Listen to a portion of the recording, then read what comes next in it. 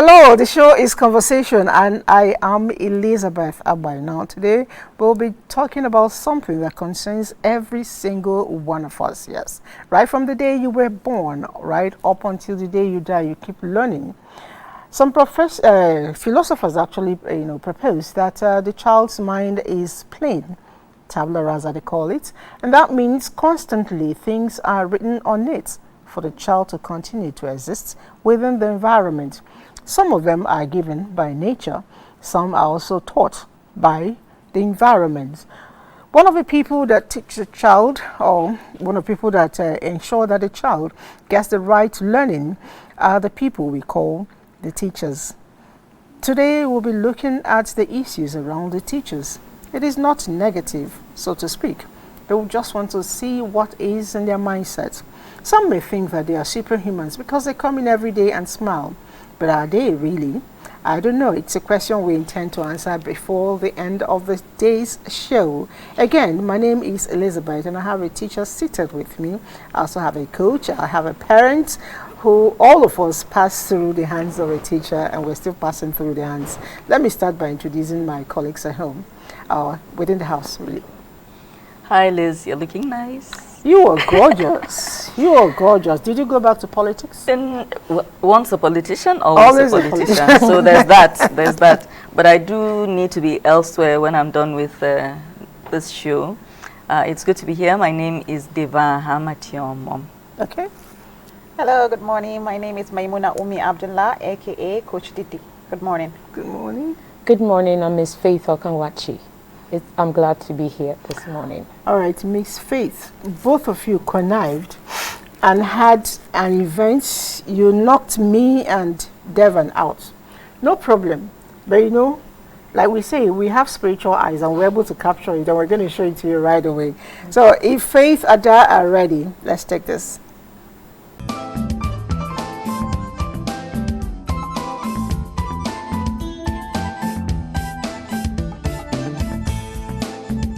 An English philosopher, John Locke, proposed that the mind of the newborn infant is a tabula rasa or blank slate on which experience writes. This is perhaps true, especially when there is a good interface of nature and nurture. But for that to be holistic, the nurture experience must be provided at the right dose, right channel, and by the right persons, the teachers. For the teachers to perform and impact optimally, they often go through diverse teachers' trainings. This is a given.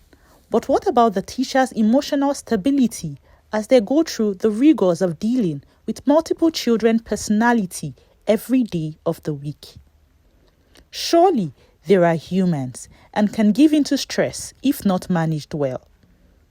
In the light of this, WAP recently created and provided an emotional training conference for teachers tagged Teachers Wellness. We're here at Nisak Hotel for the Teacher Wellness Conference. It's going to be an annual event for teachers. We're trying to create a culture of teacher well-being. The whole idea is to help every teacher present to know who they are, their strengths and weaknesses, and very importantly, how to go beyond them to stay above board.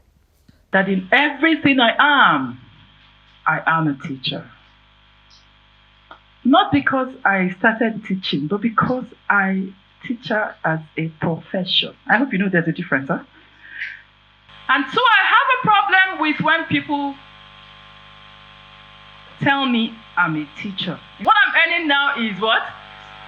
Thank you, is commensurate with the way I think. And she was still earning commensurate with what? Life is fair, isn't it? Our horizon is actually our mindset. You would have known by now just how you think. You need to start a YouTube page. Now, I was looking for lessons that will help me develop and teach better. Anytime I go online, I don't see black people teaching. In most cases, they are white instructors. The convener, Coach Didi, who has a typical love for life, led the game and relaxation segment. If you were stranded on an island, what would you want to take with you? One thing, only one thing. Okay. water. This is surely a never happened before experience for the teachers, but that's not all. It's normally so heartwarming, so fulfilling to see that the lives you have touched, something did actually happen. There is a reward and there is a payday for everything. So if you've done for years and you've done without any value, without thinking deep, this program should, more than anything else, set the beginning of the new way in which you are going to begin to act to make it possible. Looking at the joy on the faces of the people who shaped us and are still shaping our children, one wonders how this was thought of by the coach who also pioneered WAP, Women with a Plan. The event ended with gifts to the teachers alongside sumptuous meals served by the management of Mitak Hotel, the venue of the conference. You have another gift. Miss Amara is giving you 2 of her books for free. 3 of her books for free. And since it's a gift galore, I'll also be paying for your strategy session with Coach Sam. Do we look forward to more of this for our teachers?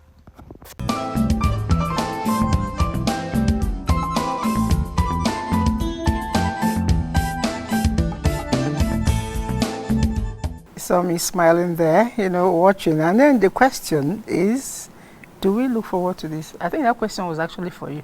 Director, I don't know why you came to me. The question was to be for Coach Didi. Oh, your answer. Do we look forward to what? To more of this for teachers in the future? Of course, absolutely. This is the first, and hopefully want to make it an annual event. In fact, I want to take it to states. Hopefully, I'm from Niger State, so next year, God willing, we're going to have a teacher wellness conference in Niger State as well, not just the one in Abuja. When are you going to Abuja State? I'll come after Niger State. They say charity begins at home. Charity begins at home. Exactly. Okay, no problem. We'll see. Teacher well-being is important, really. Yeah, it is important. Okay, before we get to that, I know that the teacher that won all the awards, books, A night stay in Mitak Hotel, and all of us, she's seated here with us. Yes. And I saw you saying, wow, that's me. So how did it feel for you? Oh, it felt amazing because I wasn't expecting it at all. At first, though I came early to the event, and there was a particular package for the first person, and also the person, winning to actually partake in the raffle draw. And coincidentally, I was picked again, and it was awesome. It was awesome indeed. They said there was a night for you in the hotel. Yes. Have you used the night? Yes, I have. I was going to ask, can I join you? Yes. The experience was like, it was out of this world. I was blown. It actually gave me the sense that a teacher can actually be more. We could actually have beautiful experiences irrespective of our profession. So there was something that I picked up from Amara, the teacher that spoke first, Amara. She talked about the horizon, our ability to imagine a whole lot and be all that we imagined if we work hard at it. Yes.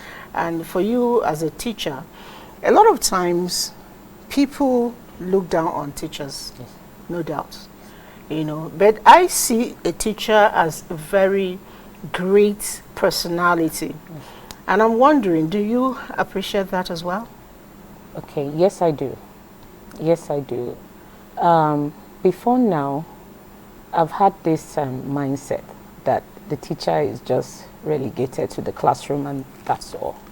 But after the conference, I've gotten a broader understanding that we could go beyond the classroom. We could actually work on ourselves, improve our skills, and actually monetize it, and actually change our situation and whatever we find ourselves at that moment. So the conference was just like a mind, a pop to something great, something better other than what I was at that day. Just an eye-opener. I don't know, I have more questions for her? Yes. You're a teacher. Yes, please. by profession or by happenstance? Okay, by profession, yes. But initially, just to survive, you understand, no job, you just want to get whatever that was, kind of available. But then going deep into the profession, I get to discover that you could be more. I get to discover that there are hidden potentials, hidden ideas, a longing for expression in my heart as a teacher. Now, the school I work, Safe Hands School, gives you the platform to actually what? Express yourself, yes. Gives you the platform to express yourself. You know, coincidentally, I met the Mrs. O, that's your proprietor, right? The director. Yes. Randomly at another school. And we were sitting side by side, so we just introduced each other. And I told her, okay, Coach, oh, she said, Coach, yeah, Coach, nice to meet you. I've heard so much about you. I said, oh, by the way, I'm going to have a teacher wellness conference soon. I would like you to send your teachers. That was it. Yeah. And she sent 5 teachers. And coincidentally, she is the person who came first to the venue, because I tried to encourage participants to arrive early. Time. So she won the goodie bag. So you didn't do African time? She didn't. I didn't. Okay, you were saying? You know, so it was fantastic, because in her I could see that she was all about her teachers also growing. Yes. And when she asked me why, I think was it herself or another Mrs. K who asked me, why was I doing this? Why are you doing this conference for teachers? I said, well, first of all, I really wanted to be a teacher. And I was a teacher for about a month, and I got fired. Look at me now. What did you do? What did you do? I couldn't teach math. I failed mathematics, and they wanted me to teach it. Oh my goodness! Hey, you should have told them. I'm on national TV. I wanted to be an English teacher, but they called me in as an English teacher, but they asked me to also teach mathematics, and I said the only thing I can count is money. I cannot do X and Y. No, I mean, like, seriously. Most times, those of us that are very good in English. Yeah, are not usually good in mathematics. And vice versa. You know, so she asked me, why was I doing this? And I said, honestly, I just feel we need to do more for teachers. When you go for a reunion, most people say, I'm a doctor, I'm an engineer. Even me say I'm a coach, my head high. But most teachers say, I'm only a teacher. Because most of them didn't want to become teachers, just like yourself. They end up teaching because they had nothing else. And they are waiting for something better. Or even civil servants, the way we talk, we say, I'm only a poor civil servant. What the hell is that? And that's a mindset. It's very denigrating. It's a mindset. You're denigrating yourself. That's how you think about yourself. And if you think that way, it's going to reflect in your teaching and learning in the classroom. Your behavior. Yeah. So the Teacher Wellness Conference is basically about creating teacher well-being, self-esteem. And it wasn't just about their mental health, managing stress. It was also about teaching. The other teachers came together and they taught them side hustles you can do as a teacher that will not affect your teaching. Something you can do in your spare time that you can make money. Because, of course, there is no school that can pay you enough. And see, there's anybody that can be paid enough in this country. Really, because the economy is not really smiling. So as a teacher, you go to school, you teach kids, and sometimes, and I say it a lot to school owners, many teachers teach in schools that they cannot even afford to put their kids in. Exactly. Can you imagine what that does to your mind?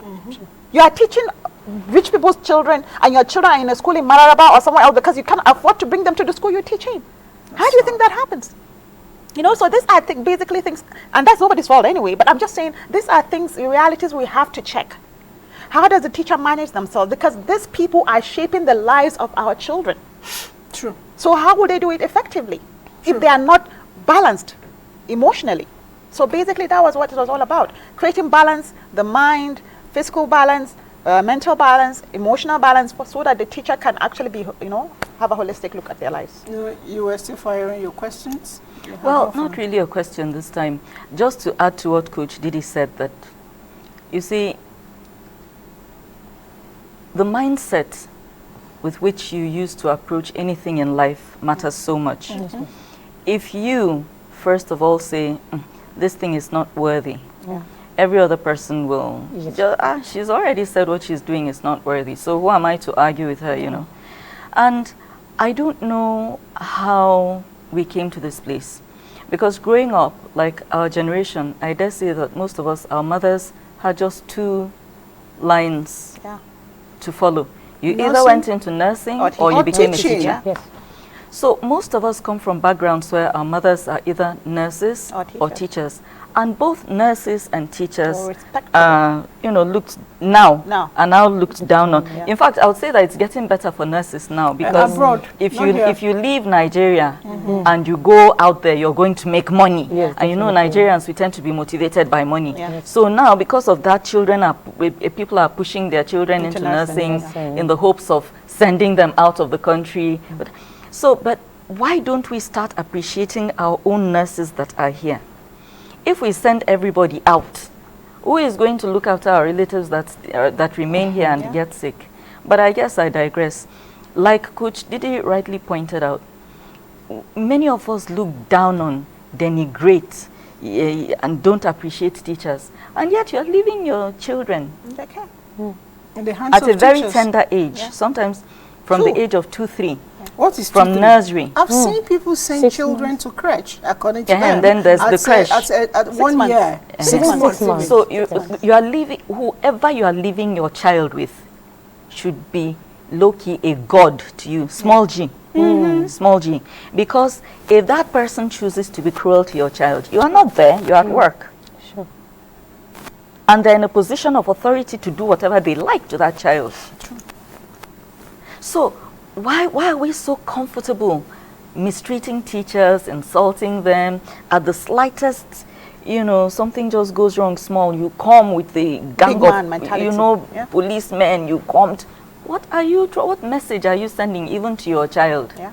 Are you telling your child that, okay, it's okay for you to run around and disrespect people because at crunch time I'll come and back up your bad behavior? And you also do that without meaning to cut. Are you done? Sorry. Yes. Okay. Without meaning to cut you, and like I was going to say, a lot of times when someone puts you down, it's one thing, but it's a different thing altogether for me to be submissive to your insult. Exactly. You know, so I know that back in the day, I am a product of a teacher. My mom was a teacher right up till almost before she, you know, left Mother Earth.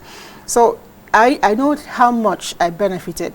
And I also knew that because of her career and the way they were respected, I had a lot of aunties and uncles that were not related to me, you know, living with us because people wanted their children to live with a teacher because they believed that they would get the best. So how did we get to the point where teachers are now, you know, loafers, so to speak? Teachers are no longer respected.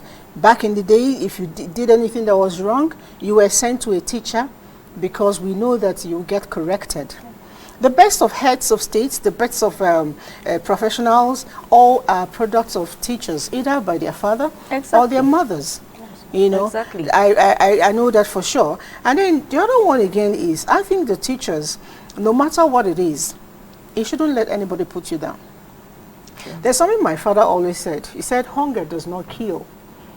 You know, a lot of times we are hungry because we're not contented. Whatever you're paid, you turn yourself around and make that very comfortable for yourself. Make sure that it's enough. You'll find out that people will begin to envy you, you know. So as a teacher, if I am paid so and so amount of money, I understand the categories and classes of food. So I'm going to cook for my family using the barest minimum. So instead of going for kale, for instance, which is a queen of vegetables, but it's also very expensive. So I'll go for the pumpkin, that's the ugu, which will probably, instead of buying this for 1,000, I'll buy this for 200. And I'll still get the same thing, you know. At the end of the day, all of us are healthier for it. Now, rather than going to buy maybe AC, air conditioner, and then get to feel big, at the end of the day, the air conditioners are not very healthy. The doctors will even tell you, you know. So I'll open my windows, make sure I have good ventilation, and use the regular fan that rotates, and I'll be healthy, you know. And if you're not used to the air conditioner, you know, warming up your, cooling off your room for you, if you get to the sun, you don't get to feel it that much. A lot of people who are used to staying in an AC room, when they come out at the smallest heat, you see them go like this. Because they're not used to it. And the truth is, the white men we look at, they're always in our sun, trying to tan. So I have it in abundance, so why don't I get used to it? So basically, I think it's a mindset, like Amara said. It's important. Teachers or anybody, civil servants generally, we all think like that.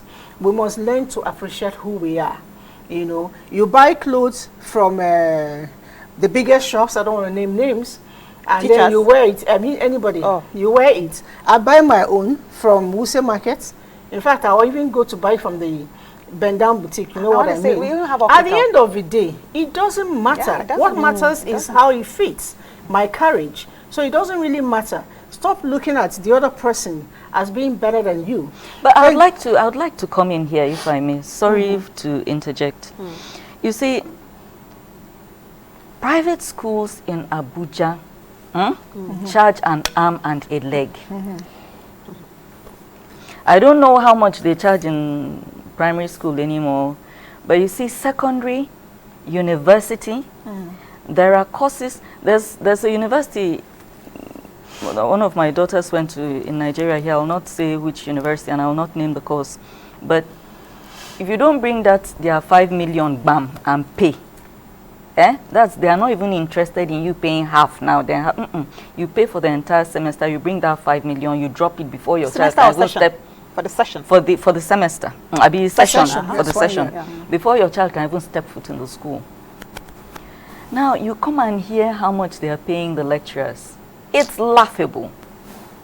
It's ridiculous. It's annoying. Straight up annoying. If you are saying that an individual child should pay 500,000, 700,000, and you have a population of how many? On average, how many would we say you'd find in a secondary school? An average like secondary 300 to 400. School. 300 to 400 students. Multiply that per term and all of this. Now I know, and then the ones in the boarding house pay even more, 200,000 or 300,000 more. And then you come and hear that teachers are being paid 50,000.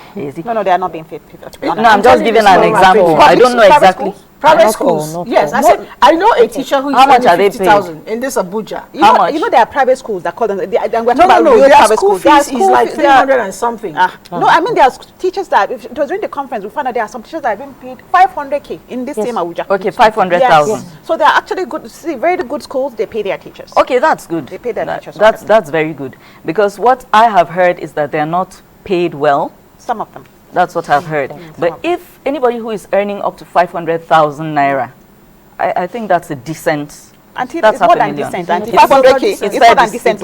It's very decent. So, if that is the case, then that is good. But because that is not.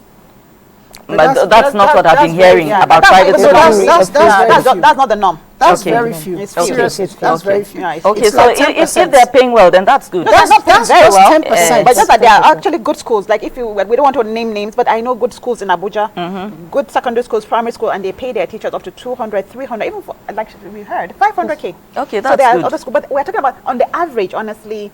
It's less than 10%. It's not up to that. Well, we don't expect that the public school system will pay very well because that's government owned. We're not even going there. You understand? Even doctors are complaining. Even the private ones. But the private, if they're paying up to 200, if they're paying in 6 figures, that's good. I want to add something. You were saying something about mindset. Like, I think we have to put it in perspective. Mindset is, it's way beyond mindset about the economy, honestly. It's way beyond mindset. Yes. How the teacher can actually manage their life, it's way beyond mindset. Because when you are not paid enough to survive, there's nothing mindset can do with that one. Exactly. So that is different. But when you do know that this is what you earn, and your needs are much more than what you earn, that is when you need to start to think outside the box. What can I do to augment what I'm earning? I usually give an example of a teacher, just say one teacher who COVID happens and then maybe her husband loses his job, which means automatically the responsibility of the family falls on her shoulders on that same salary. Now we are talking about school fees, we're talking about feeding, we're talking about rent, and then talk about almighty transport. Transporting yourself from home to work. If you calculate what a teacher... back nowadays. Honestly, you ask yourself, then what remains? Nothing. Anyway, I want to, we've been speculating, but the good thing is there's a teacher here with us. I want to find out, the question I always want to know is, teachers are not superhumans. Do you get down occasionally? And how do you cope with it emotionally? Okay. How do you manage? I mean, it's easy because when you handle children, as a mother, sometimes they're very nasty. Yes. You want to snap at them. You want to ask yourself, when is my holiday? I need to get out of here. But a teacher is stuck. No matter what is going on, and no matter what your problem is, you just have to be nice to them. How do you, garner that ability? Okay, thank you. I would say it's passion. Oh, wow. Passion. That's a good one. Yes, that's the key word, passion. Having passion for these children.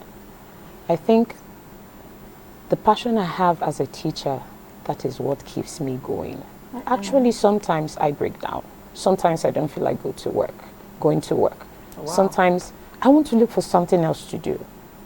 But the passion, because along the line, I got to realize that, yes, I have something to do with children. I actually have passion for children.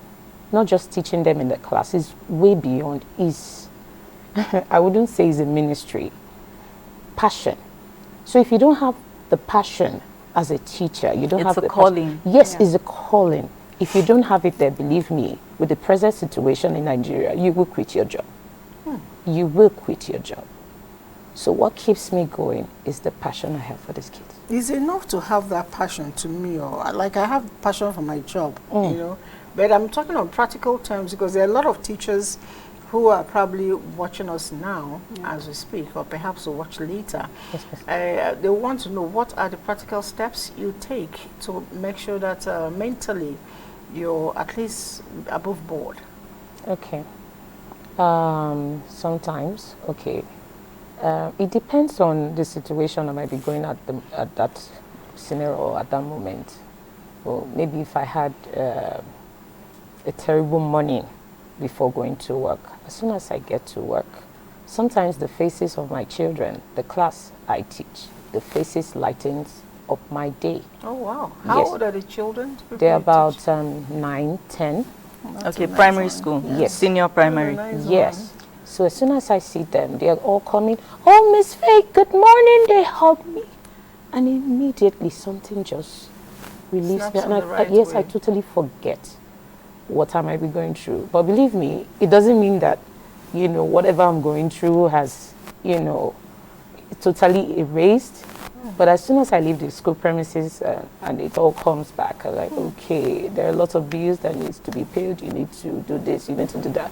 But in the school environment, passion, the faces of the children. In our school, sometimes when you feel down, we have the nursing bay where you could go rest your head for a while, then you come back and that's it. That's a good one. Yes. It's getting me emotional. You were I wanted to add something. You're an amazing person. Thank you. She said talking about this even as a teacher. I'm going to talk about this even as a coach. I don't see as many kids as you do, but I realize that, look, sometimes it can be overwhelming. And one of the things I do, honestly, personally, I have a passion for coaching, no doubt. When I say my passion, no reach on shower. But in my own way, despite the passion, there are actually days that even the passion doesn't work. Okay. There are days that no matter the passion, you just don't feel it at that time. And I'm going to tell you out there, it's okay. Because everybody is human. There are days that no matter how passionate you feel about teaching, you just don't feel it. It's okay. It's valid. You have to learn to practice self-care.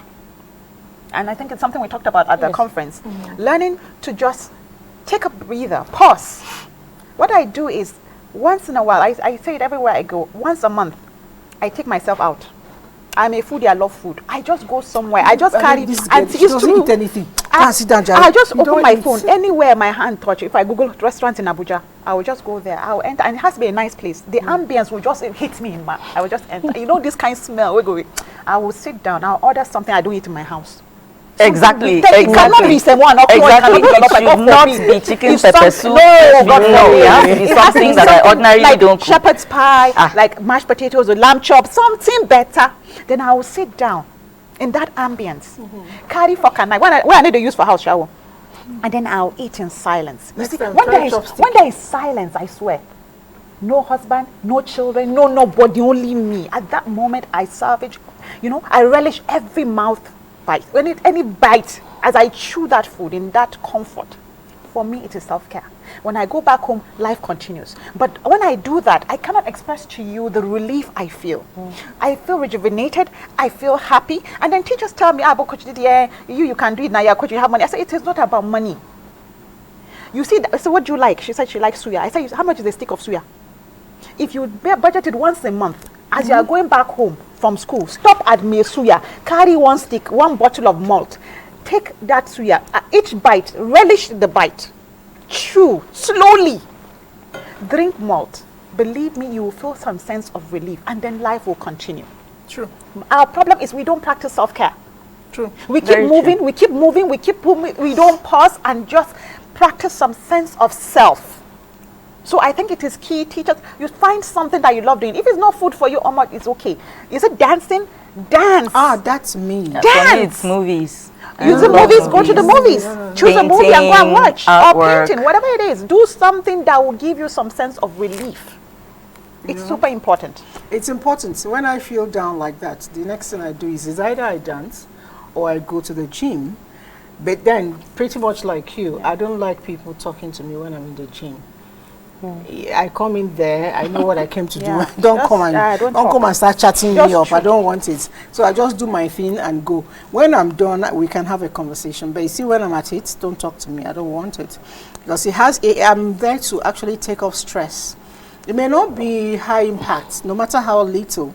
And again, I think that is one habit I think teachers should actually imbibe. Because it has a way, I think, of dropping your cortisol and raising the happy hormones. Yes. No matter how unhappy, stressed or sad I am, once I start dancing, I know one teacher that will always laugh when I start, my cousin, and I'm like, auntie, Shebi, that's what they call you in school. Come and dance. She said, they don't do auntie anymore. I said, we don't do auntie or uncle anymore. It's Miss this or Mr. So that, right? I always do that. I think that's more appropriate. Yes, it is. I said, come and do it. She said, they call her Miss Cynthia or something. I said, come and do it. She said, no. But I have managed to convince her to do it. 2 holidays ago, she came around and I forced her to start that habit. When she finished, I asked her, how do you feel? She said, I actually feel great. And I said, why don't you do it often, even when you're at home, your own place, not visiting me. When you come back from school, take a stretch, relieve yourself. Security-wise, you may not take a walk because you're scared of kidnap. But within your house, dance with your child, dance with your children. They have, you do a good bonding period, and at the same time, you relieve stress. And she started doing it. It's helping us. I think it's one of the things Coach Didi, when next you talk to teachers, ensure that they learn to dance. My sister, we see, it depends. Like I said, we always try to get them to do an activity, move your body, dance, whatever it is. Even yoga, if you want, meditation, whatever. See, I keep, it's an individual. It's not a one shoe size fits all. Everybody has what makes them happy. Just what's most important is find the one that is making you happy. Okay, now you're talking about that. If you're a teacher, you're watching, you could send us a text message or a WhatsApp message and tell us how you take off stress. What makes you happy, and what kind of stress you actually get from school, and how do you turn it around for yourself. But then moving back again, Devon, and with light of what we have been talking about, I know that a lot of times parents are very overbearing on these teachers. How should we begin to address parents to handle the teachers better? I will keep saying I don't know when the flip occurred. Because there was a time when if your teacher had to report you to your parent, you were in big trouble. True. You were in big trouble. Parents felt so ashamed. It meant that you had gone to school and done something that made the entire house look bad and all of this. But as time went on, parents kind of shifted into a place where it's us versus them. Me and my child against the teacher. The child is always right. The teacher is always wrong.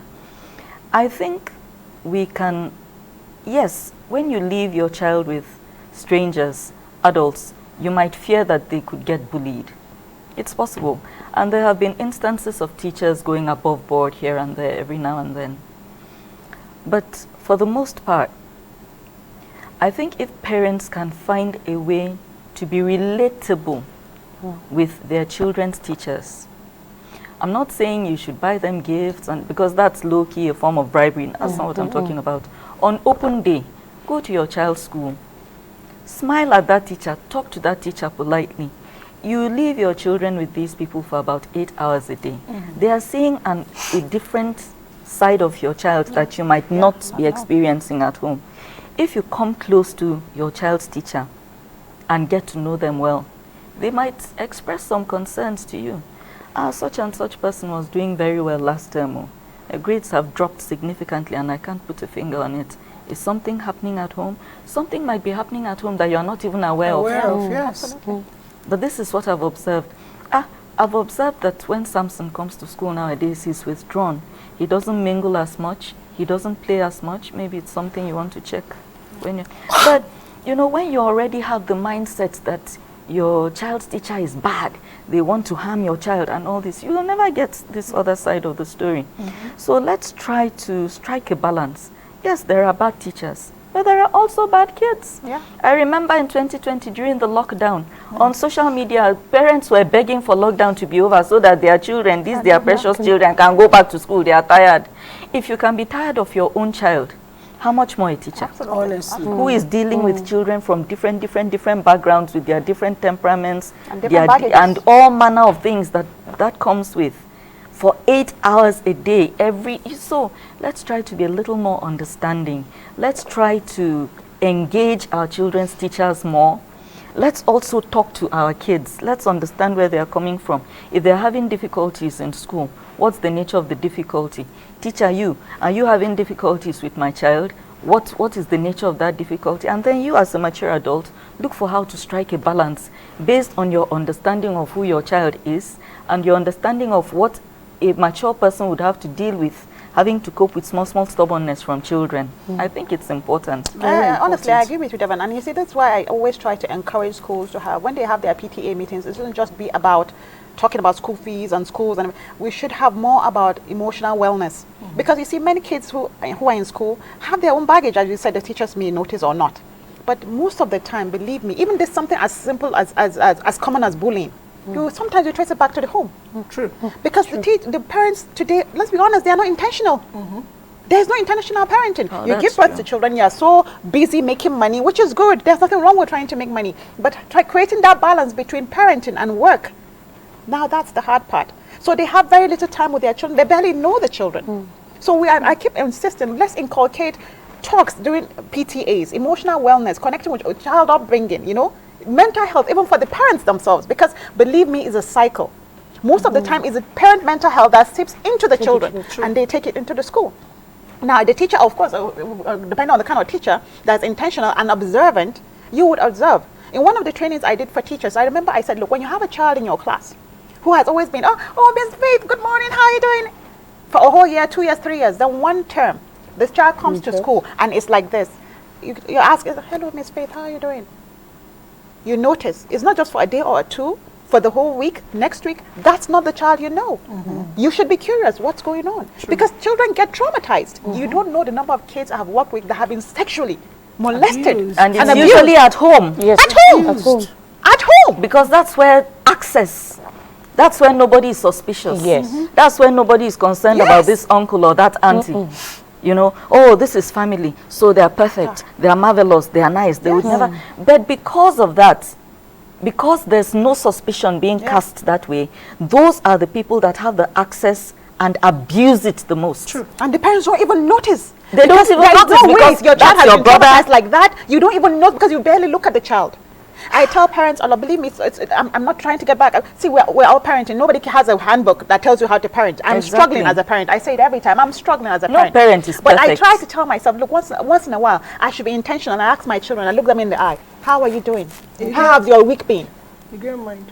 My sister, I'm not going to get mine. Because I need to know what's happening. Exactly. I can't be after you all day or all week. I'm busy as well. But at least find time to look your child in the eye and ask them, how are you doing? And sometimes that conversation doesn't need to be more than 30 minutes. No, it doesn't. It's just an intentional and intense engagement. It's not something, you don't have to use your entire 10-hour day. No. People just want to be seen. It can And be heard. something as basic as commenting on how somebody looks. Oh, you look so good today. Oh, I love what you wore yesterday. Oh, your friend such and so, how is he doing? You told me, did he? They just knowing that your person remembers something that's going on with you shows that you matter. Yeah. And before you know it, sometimes when you least expect it, something will come out. Yeah. So there's this new thing nowadays, and don't allow strangers to call your child my husband, my wife. I said, leave strangers alone. That person in the bus that called my 3-year-old my husband, my wife, will never see that child again. Yeah. So I'm worried about the nanny in the house that has access to go and bath her, see her nakedness, enter the room and be with her for about 30 minutes to 1 hour. And I will not go there because after all it's in my house, so I'm sure nothing is going wrong. Don't worry about that stranger that will never see your child again. Worry about the people that have access and see your child every day, and you leave your children with them all the time. Honestly, a whole lot of messages are coming in. Let's see how much we can take before we continue. Well done, my able fellow teachers. I'm right now watching you guys. Kudos to nation builders. Well, you didn't tell us your name, but we appreciate the fact that you like what we're doing. Another person says, hi, it's not easy to teach because students have no discipline. That's really sad. Indicting the parents. I love singing and shaking my body when I'm stressed. Augustina Okoro, that's really nice. I love it. Okay, so please dance some more, and trust me, you have a colleague here. How many teachers now write lesson notes? Do you do that? Suleiman from Abuja. Yes, we do. You do that, right? We do. Okay, yes. Suleiman, she just answered you. Being a teacher is all about passion, like she said. I take stress away by doing what I love most, listening to music. I need a teaching job.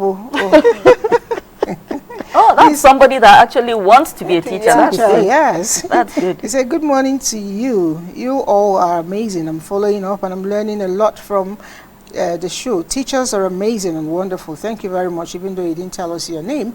I'm enjoying the program. Over 95% of private schools pay their teachers miserable salary. I was actually nice when I said, when I said 10%, it's just 5% from what she says. Okay. Less than 3% pay teachers the kind of salaries you mentioned. That's 200 to 500.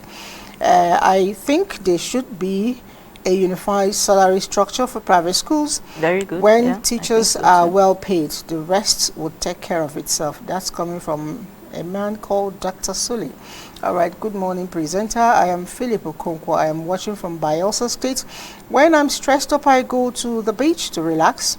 Nice. Be careful and take a very good wine. And sometimes I also like going to a very good fast food to eat and very good food. Yeah. Thank you very much. God bless you, Mr. Philip Okonkwo. That's your colleague in food. I'm not a foodie. All right, this one says, me, I'm stressed out. Please, I don't know who you are. You didn't write your name, but I don't like that. If you're stressed, kindly ensure that you do something. It's important for you to live your life and enjoy that. Good morning, Ma. The moment I am in school, I don't remember anything. Why? Because I dance and sing on the assembly and play with the kindergartens before going to my class. Mrs. Akin yo here. I hope I got that right. I like that. You know, assembly was one thing that we all look forward to when we're in school, because all those we are children from you know, and there was inspections really nice. Then. Do you used to do inspections during assembly? Yes, we do. They cane me a lot in my nails. I used to love to keep nails. And they will cane you and tell you to cut nails. Did they still do that? We don't really cane, but we instruct them to actually they use ruler to cane us. No, they don't do that anymore. We don't do that anymore. Now we suffer. You did not my fingers are still okay now. You did not kill me. He didn't kill me, made me more sensible. All right. Another person says dancing is her way of relieving stress. There's a whole lot here I wish I can take. Mrs. Elizabeth, I'm Angel from Abakaliki town. I love this program, especially the topic about teachers. Back then in school, I had a very good relationship with my teachers, especially my civic education teacher. Wow, she is just the best. And because of the love I had for her, I bought her a very beautiful Ankara. And also her best snacks, no matter how little it was, and she appreciated it. Okay, you also used to give her your snacks. All right. How many teachers? And she appreciated it. That is my problem. Anyway. Okay. How many teachers give their students homework? That's a question for you to answer. We actually give our kids homework. Do you give them homework or do you give them punishment? They are two different things. No. We actually because you overload these children. No. Sometimes. No. I think the homework is actually meant for parents. Not in safe farm school. Not in safe farm school. My dear, let me give you the lowdown. Okay. 80% of those assignments are being handled by mothers. Not all parents. I don't do my kids. That's why I said 80%. Many, because even the parents read the thing and they get confused. Why is a 7-year-old having this kind of heavy assignment? Why there's so many subjects and all of this? And we're like, we did 9 subjects and we're perfectly fine. We think we're intelligent. So what's this? And the thing is, I'm telling you the truth. There are some people who bring in home teachers to come and handle those assignments and things. Because as an adult, you read it and you get confused. And you're wondering, I'm an adult, I'm exposed, I'm educated, and I don't know what this is. How will this child cope? So I don't know. I really feel as if our educational curriculum needs a bit of working on. This is not a teacher thing. This is more from an administrative policy side. And I think it's also a question of too much competition. If you ask me, you know, different schools are competing to outdo themselves. And I still tell them, I'll go back to what you said. When we were growing up, schools dismissed at 1:45. Did you experience that? If you stay up to 2 o'clock, it means whoever is meant to pick you didn't come on time or something like that. And when I go home, like I said, my mom was a teacher, and usually we go home with her. So a lot of times she's the last to go. We hop into her Renault 16, if you remember the car, and she takes us home, and we sleep, we eat, shower, you know, sleep for 30 minutes and get up to do our own homework, you know, which is not more than 1 page of handwriting. You know how to write, and then 1 or 2 mathematics, and it's usually 1 homework a day. Yes. Either is in English, either in English for today or mathematics for today or tomorrow, something like that. Because I know that I also read education, you know, I read education English, and I know that in teaching methodology, the playway method is a very good way of exciting the cognitive domain. And a lot of times we're beginning to throw it away. The playway method, we are doing all the zim on the children, and they don't get to learn.